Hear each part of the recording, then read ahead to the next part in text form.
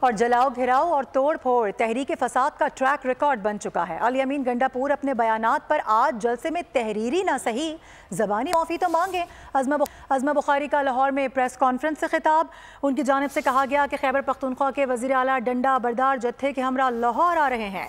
گنڈاپور کے ساتھ اسلحہ بردار لوگ موجود ہیں۔ تحریک فساد نے قانون کو ہاتھ میں لیا تو اجازت نہیں دیں گے، امن و امان خراب کیا تو آنی ہاتھوں سے نمٹا جائے گا۔ پریس کانفرنس میں مہمان نوازی کا حق بھی ادا کر دیا، کہا کہ لاہور میں کوئی راستہ بند نہیں ہے، جلسے میں آنے والوں کی خاطر تواضع بھی کریں گے۔ جلسے میں کھلی چھٹی ہے، کھلا جلسہ کریں، کسی کا بلڈ پریشر اوپر نیچے ہوا تو ایئر ایمبولنس بھی خیال رکھے گی۔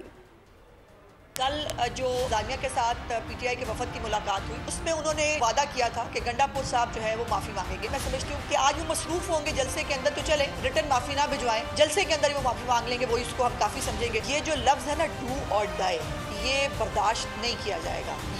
یہ لوگوں کو مرنے کی ترغیب مت دے۔ اگر کسی نے قانون کو ہاتھ میں لیا، اس کی اجازت قطعی طور پر نہیں دی جائے گی۔ کنٹینر سے کہیں پر بھی کوئی سڑک بند نہیں ہے، نہ ہوگی۔ ہم پوری ان کی جو ہے وہ خاطر تواضع کریں گے، لیکن اب بندے ان کو خود لانے پڑیں گے۔ تو آپ کو کھلی چھٹی دی گئی ہے چیف منسٹر صاحبہ کی طرف سے، آپ کھلا کے جو ہے وہ اپنا جلسہ کریں۔ اگر آپ میں سے کسی کا بلڈ پریشر اوپر نیچے ہوگا، کوئی کسی کی طبیعت خراب ہوئی، تو ہم آپ کو ایئر ایمبولنس کے ذریعے لفٹ بھی کروا دیں گے۔ سبسکرائب کریں اور بیل دبائیں تاکہ کوئی خبر رہ نہ جائے۔